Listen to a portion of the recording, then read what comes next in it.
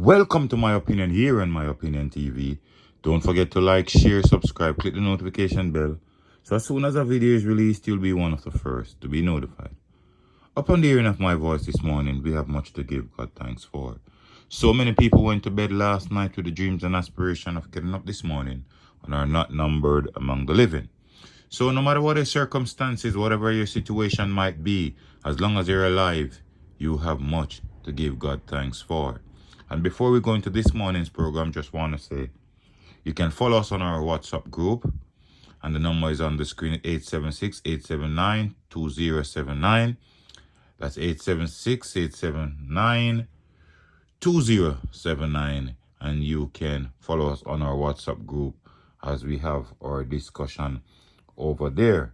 Now, this morning, our attention goes back to a situation that took place a few months ago with the Rastafarian young lady, Miss King, Nzinga King, and the cutting of her hair.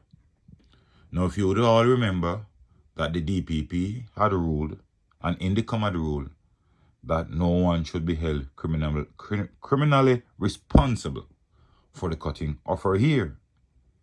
Now, the public defender, Arlene Harrison Henry, came out with a report yesterday, and you can read the story on Nationwide News Network, because that's where I'm going to read the story from. And she's saying in her finding that Miss King hair was cut by police at the Four Pass police station. And she's pushing the notion that Miss King should take her case to the Supreme Court seeking damages.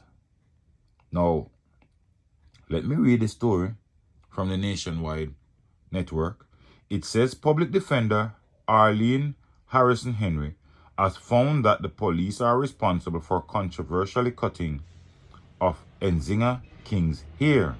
She outlined her findings in a report obtained by Nationwide News. Miss King is a member of the Rastafarian faith. Her hair was shorn while in custody at Fort Path police station. Miss King accused the police of carrying out an act while police claim she cut her own hair.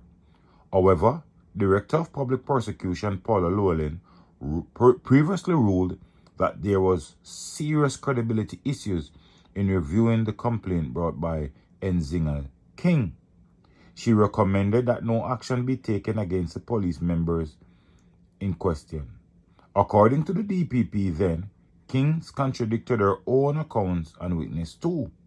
However, Ms. Harrison says the forcible cutting of King's hair by the police breached a raft of constitutional rights. She recommended King either take a case directly to the Supreme Court by way of constitutional motion or seeking claim in damages. Now,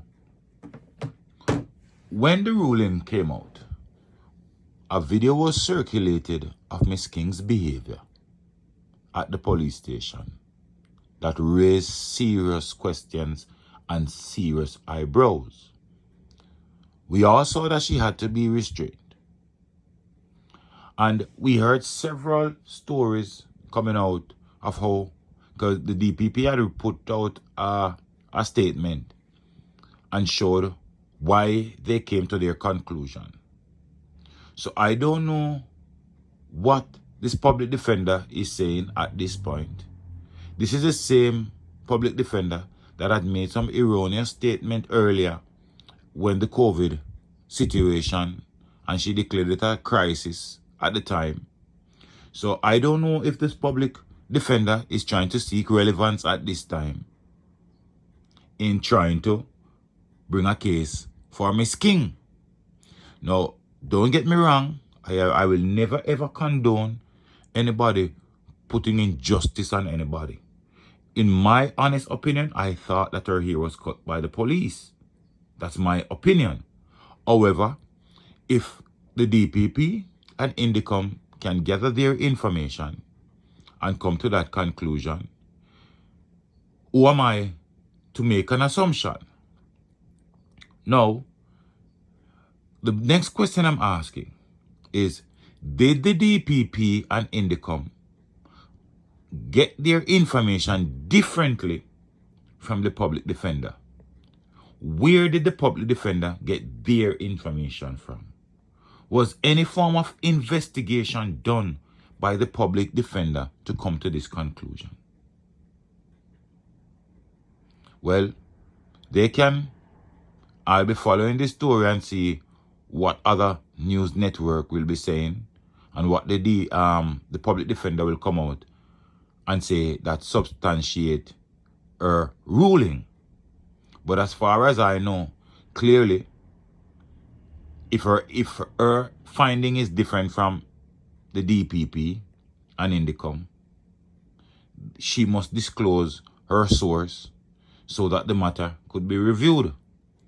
And I honestly believe if Miss King thought that her constitutional right was breached, Miss King should take it to court.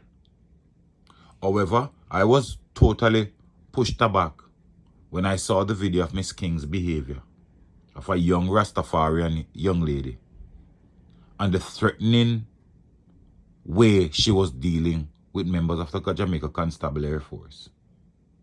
It was a sad day of how a young female would have been operating.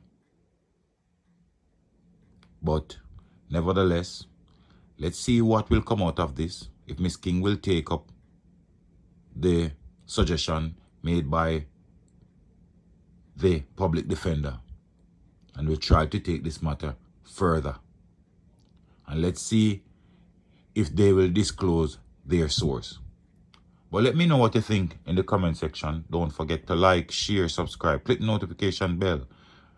So as soon as a video is released, you'll be one of the first to be notified. And remember, you can send us a text on our WhatsApp group and we'll add it to the group and we can have our discussion over there. But look out for a neighbor, look out for a loved one, look out for the children. And most of all, keep it locked on My Opinion TV.